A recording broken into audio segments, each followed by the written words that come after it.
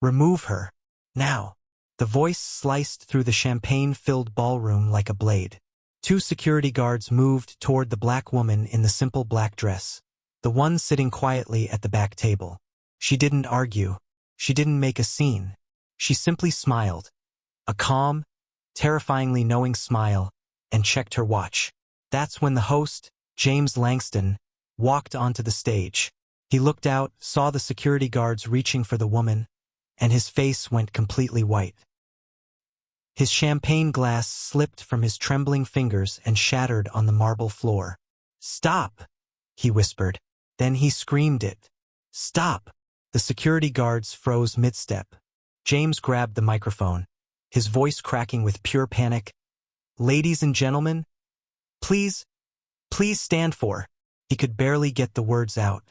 "Before I tell you what he said next, and why 3 billionaires lost their contracts before dessert was served, you need to understand how a woman in a $30 dress destroyed the biggest egos in America without saying a word.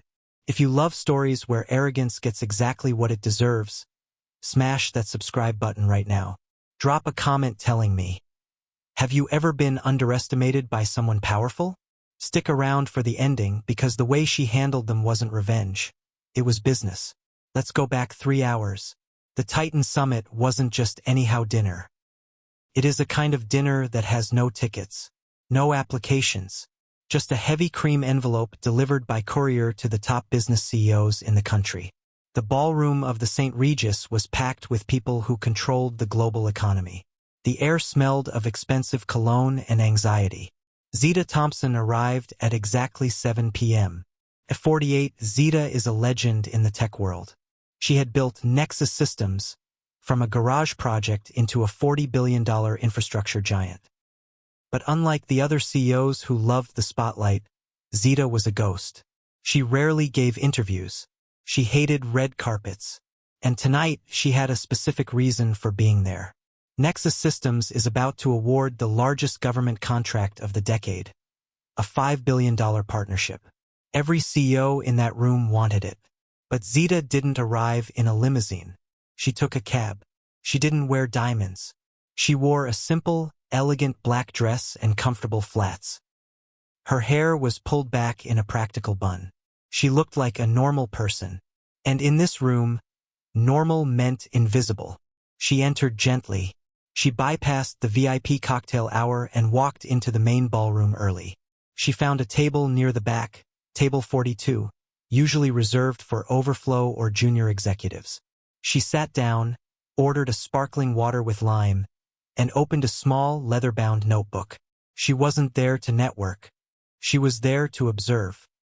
She wanted to see how these potential partners behaved when they thought the money wasn't watching. Derek Hoffman spotted her first. Derek was the CEO of Hoffman Vane, a massive logistics firm. He was the frontrunner for Zita's contract, and he knew it.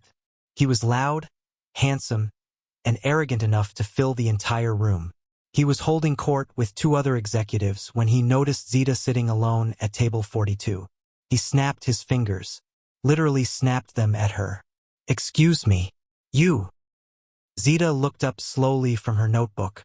"Yes. My table needs another bottle of Dom Perignon. And make sure it's actually cold this time." Zita paused.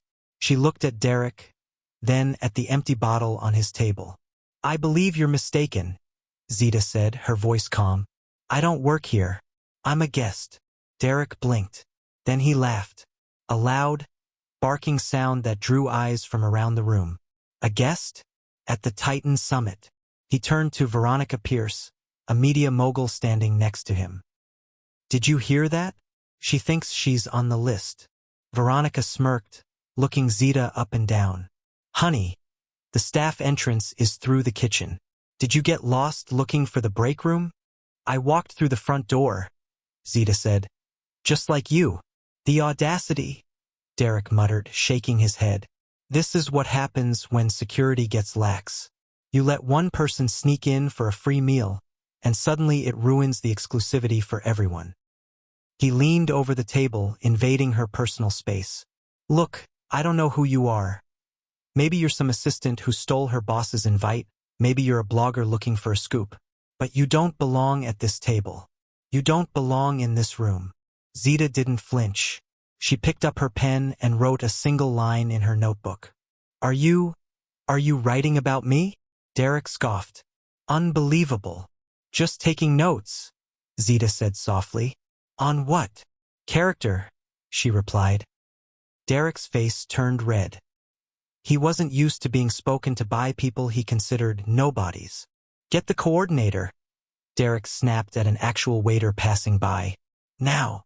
Within moments, the event coordinator, a nervous man named Paul, rushed over.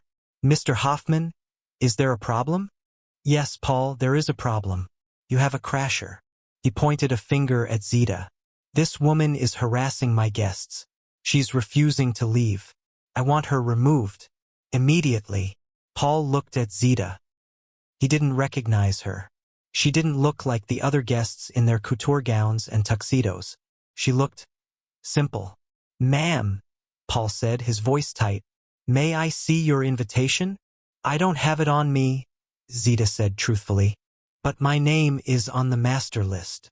What's the name? Derek interrupted. Let's check right now. Is it Smith? Jones? Thompson? Zita said.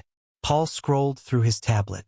I don't see a Thompson under the general admission, ma'am. He was looking at the wrong list. He was looking at the general CEO list, not the honored guest list. See, Derek said, triumphant. She's a fraud. Get her out of here, Paul. Before I call the hotel owner and have your job. Veronica Pierce chimed in, leaning close to Zita. This is embarrassing for you. Just leave. Go back to whatever temp agency sent you. Zita stood up slowly. She closed her notebook. I will leave the table, Zita said. I don't wish to cause a scene. No, Derek said, blocking her path. You're not just moving tables. You're leaving the building. Security. He waved over two large guards. Escort this woman out. She's trespassing. The guards hesitated. Zita held herself with a dignity that didn't match the situation. Gentlemen, Zita said to the guards, you can walk me to the back of the room. I'll wait there. Walk her to the street, Derek yelled. That was the moment the host, James Langston, walked onto the stage to begin the opening remarks. He tapped the microphone. Welcome, everyone. Tonight is a special night. We are honored to be joined by the woman who is about to reshape our industry. James looked out at the crowd. He smiled. Then his eyes drifted to the back of the room, where two guards were grabbing Zita Thompson's arms. The glass shattered.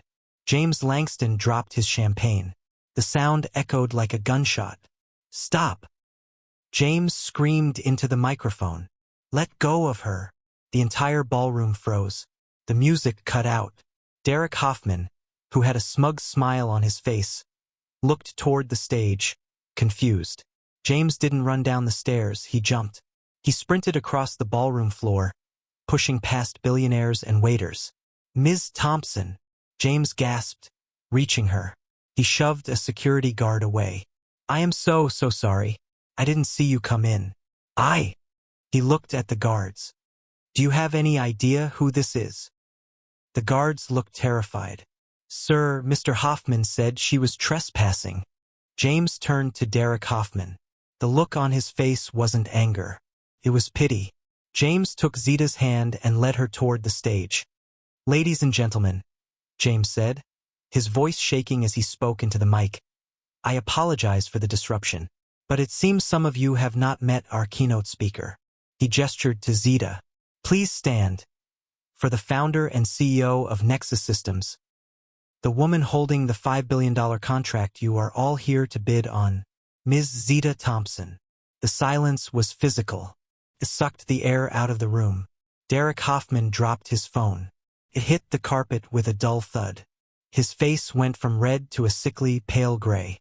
Veronica Pierce put a hand over her mouth, her eyes wide with horror. Zita walked up the stairs. She didn't look angry. She looked calm. She took the microphone from James. Thank you, James, she said. Her voice was warm, authoritative, and filled the room. She looked out at the sea of faces. She let the silence stretch for 5 long seconds. I asked the organizers not to put my photo in the program, Zita began. I wanted to come here tonight as a person, not as a checkbook. I wanted to see who you were when you weren't trying to sell me something. She opened her small leather notebook. I have learned a great deal. She looked directly at table 42. Mr. Hoffman. Derek flinched. He looked like he wanted to crawl under the table. Your proposal for the logistics contract was impressive. The numbers were solid. Zita flipped a page. But my company employs 10,000 people. Custodians, drivers, assistants. If this is how you treat a woman you think is nobody. She closed the book with a snap. Then I cannot trust you with my people. The Hoffman Vane bid is rejected. Derek slumped in his chair. That was $1 billion loss in 10 seconds. Ms. Pierce, Zita continued, turning her gaze to Veronica. You asked me if I was looking for the break room. You mocked my dress. You assumed I was help. Zita smiled, but it didn't reach her eyes. Nexus Systems spends $300 million a year on media. We value inclusivity. We value respect. You have shown neither. We will not be renewing our contract with your firm. Veronica let out a sob. Zita looked at the rest of the room. You can sit down now, she said. No one moved. Business, Zita said, her voice steel, is easy. You can teach anyone to read a spreadsheet. But you cannot teach character. You either have it or you don't. And tonight, I saved myself $5 billion by finding out who didn't. Zita didn't stay for dinner. She handed the microphone back to James, walked down the stairs, and walked right out the front door, past the stunned security guards, who opened the door for her with their heads bowed low. The fallout was immediate. By the next morning, the story of the dinner had leaked to the Wall Street Journal. Derek Hoffman's board of directors called an emergency meeting. When you cost your company $1 billion contract because you were rude to a woman in a black dress, there is no golden parachute. Derek was forced to resign 3 days later. Veronica Pierce lost more than just the Nexus contract. Other clients, hearing about the incident and fearing bad PR, pulled their business. Her agency declared bankruptcy within the year. Zita Thompson awarded the contract to a smaller, quieter firm. One run by a CEO who had stood up when Derek was mocking her. She had noted his name in her book too. Zita Thompson proved something that night that every leader needs to remember. Titles are temporary. Money is fleeting. But how you treat people, especially the people who can do nothing for you, is permanent. She didn't need to scream. She didn't need to shout, "Do you know who I am?" She simply let them show the world who they were. True power isn't about being the loudest person in the room. It's about being the most observant. It's about quiet confidence. So, the next time you see someone sitting alone, someone who looks like they don't belong, someone invisible, remember Zita Thompson. Be the person who pulls out a chair, not the one who calls security. Because you never know who you're really talking to. If you enjoyed this story of justice served cold, hit that like button. It helps the channel so much. Also drop a comment telling me, have you ever been underestimated by someone powerful? And subscribe for more stories about the moments that change everything. Thank you. I'll see you in the next one.